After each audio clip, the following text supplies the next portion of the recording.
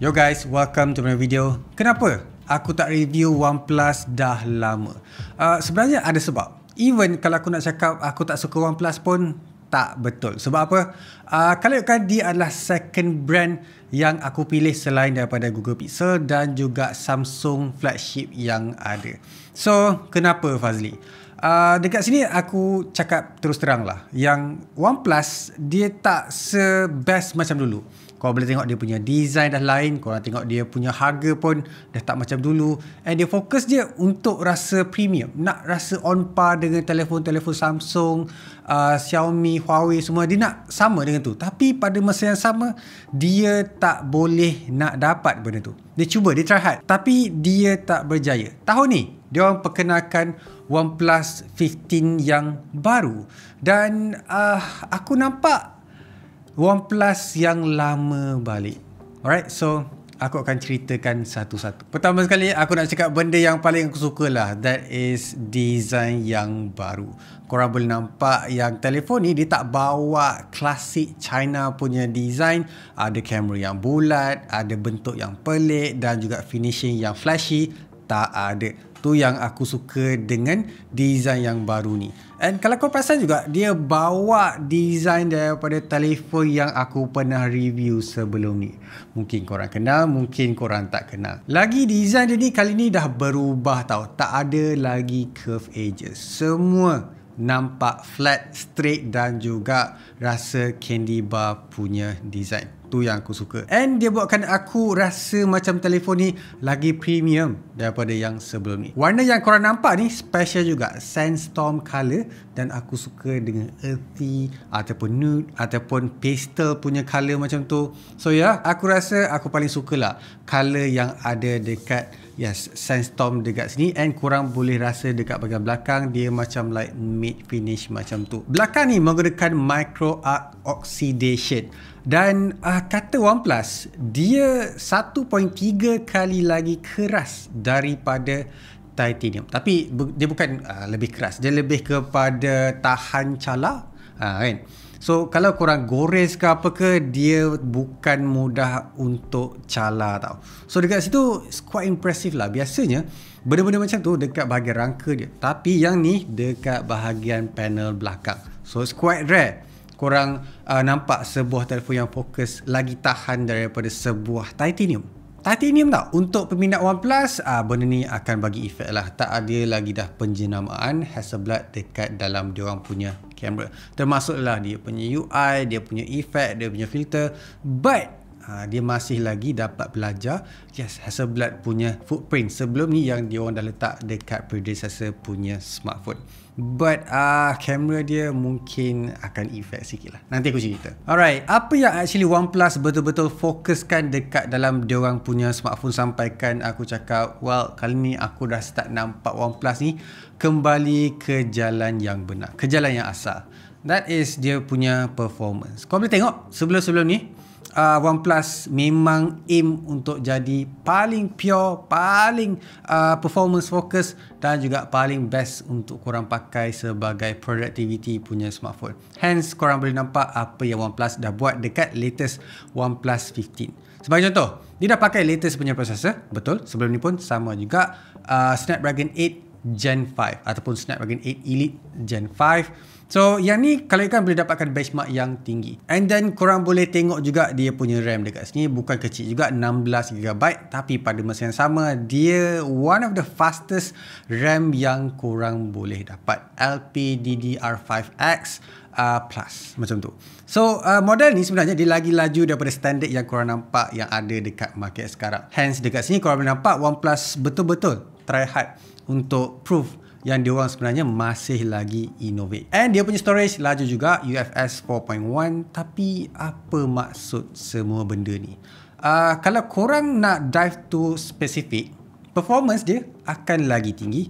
Tapi kalau korang tengok lagi jauh, apa yang OnePlus cuba buat sebenarnya adalah untuk panjangkan lagi performance smartphone dia. Maksudnya kalau korang pakai 2-3 tahun lagi akan datang pun, dia masih lagi laju. Tu pentingnya untuk ada hardware yang lagi laju daripada yang ada dekat market sekarang. Mungkin korang cakap, performance dia sama je kalau scroll pun bukannya rasa sangat. Tapi kalau korang tengok long term, korang boleh pakai telefon ni untuk performance dia masih lagi sama untuk 2, 3, 4 tahun akan datang. Dia bukan in sense of bateri dia lagi tahan, kamera dia akan still lagi sharp, bukan. Dia lebih kepada kalau korang pakai telefon tu 2-3 tahun akan datang, dia masih lagi dapat perform OS yang smooth. Faham tak?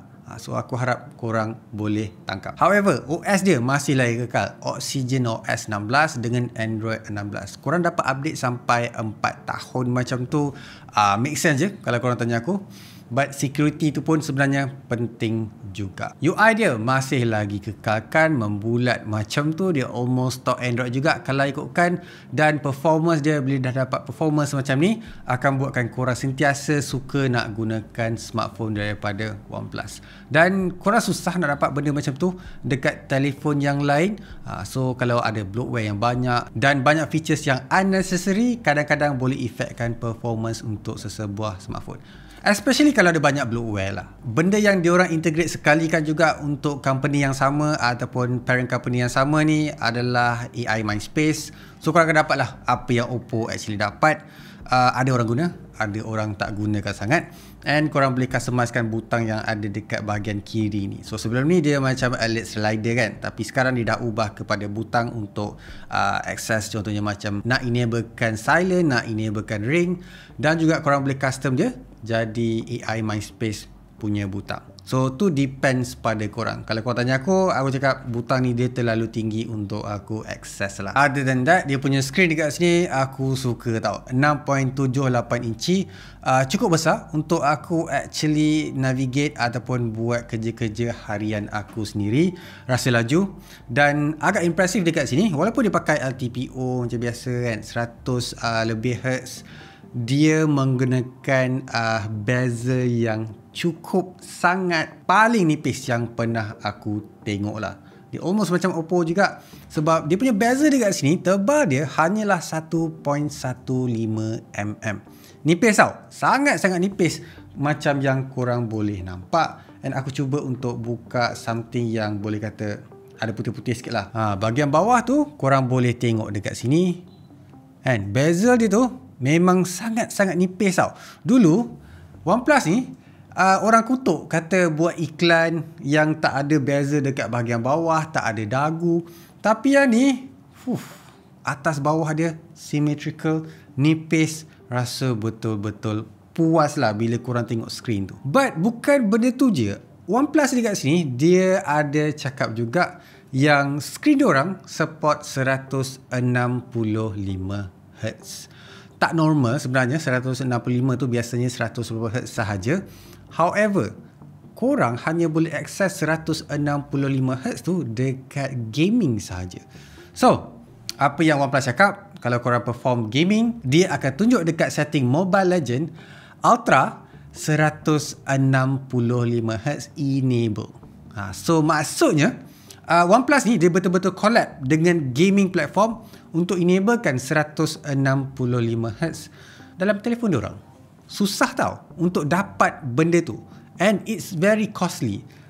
OnePlus dapat buat apa yang kebanyakan gaming smartphone tak dapat nak buat. Sebab bayangkan ada yang cakap support 144 Hz, 165 Hz, tapi gaming kadang-kadang boleh support sampai 90 FPS, 60 FPS. Tak make sense.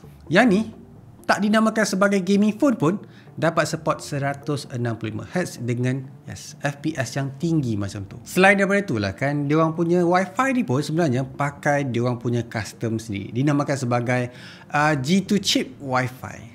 So maksudnya dia low power, dia lagi laju, dan juga korang boleh pakai telefon tanpa ada performance drop bila korang main game sampai 165 FPS macam tu kan. So dekat situ dia betul-betul optimizekan daripada prosesor, software, sampailah dia punya chip untuk connectkan dengan korang punya Wi-Fi. Sebab dia tahu korang sentiasa main game, dekat connection Wi-Fi. Alright, why not kita cakap pasal dia punya bateri pula dekat sini, sebab dia dah naikkan sampai 7,300 mAh. Tak cukup dah aku nak gunakan bateri telefon ni sampai tak perlu nak charge dalam masa almost 2 days. Tapi tak apa, yang penting dia tahu yang bateri dia dekat sini sebenarnya besar sangat-sangat. So dia perlu upkan lagi dia punya charging speed kepada 120 watt macam tu. So nak charge kan bateri yang besar gerabak macam ni ambil masa 39 minit saja. Good job OnePlus, dapat acknowledge benda tu kan. Sebab kebanyakan je macam like dah letak bateri yang besar tapi dia tak letak charger yang laju. Tak masuk akal.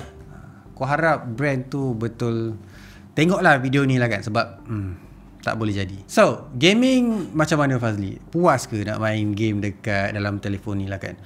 Aku boleh kata main Mobile Legends dekat sini akan rasa puas hatilah. Satunya korang dapat FPS yang tinggi 165 macam tu, dan dia konsisten, tak ada overheating yang aku boleh perasan, and dia sebenarnya ada DPS yang tinggi kalau korang main game yang fokuskan kepada gyro. That is 4000 DPS. So kalau korang main game contohnya macam first person shooter, so benda-benda macam ni korang guna gyro, dia akan lagi accurate. Basically dia pakai sensor yang almost macam sebuah drone yang ikut motion. Korang punya kepala kan, korang punya movement controller tu, so dia ambil daripada situ. Dia almost the same level untuk dia orang punya gyro. So that's a good thing apa yang OnePlus betul-betul fokuskan. Nampak macam like OnePlus ni lagi fokus gaming daripada kebanyakan telefon gaming yang ada dekat luar sana kan. Betul tak? Alright, kita cakap pasal kamera pula lah kan. Kalau korang dah dengar best lah Fazli, performance, processor, custom chip, bateri yang lama, kamera dia yang buatkan korang macam like turun ke bawah sikit. Sebab apa?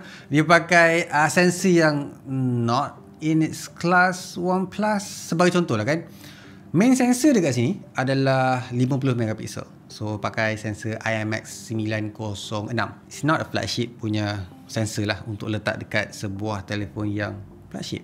So dekat situ korang akan nampak lah. Bukan aku nak cakap yang hasil kamera dia tak bagus, cuma dia tak se-best macam abang dia, Oppo tu, and other brands, Vivo ke Huawei ke Samsung ke, dia tak on par lah. Kalau boleh bagi yang decent lah. Nak latest, at least a flagship punya sensor pakai dekat dia orang punya smartphone. Sebab sensor dia pakai ni ada dekat Honor mid-range, Realme mid-range juga, Xiaomi mid-range juga, entry level flagship. So dia bukan top tier punya sensor. Lepas tu telefoto dia 50 megapiksel juga, 3.5 kali zoom kalau korang nak. Dia boleh pergi sampai 120 kali zoom, korang tahu tak? But in my test, korang hanya boleh guna dalam 40 kali zoom je. Tu je yang usable. Dia seolah-olah tak ambil features dan juga segala benda improvement AI tu ada dekat telefon Oppo. Walaupun dia macam like share the same technology, but it's not the best as Oppo. Aku harap korang faham. Sebab aku dah tengok dah, aku dah tak gambar dah, and tengok macam mana processing AI dia untuk detect bangunan sebagainya.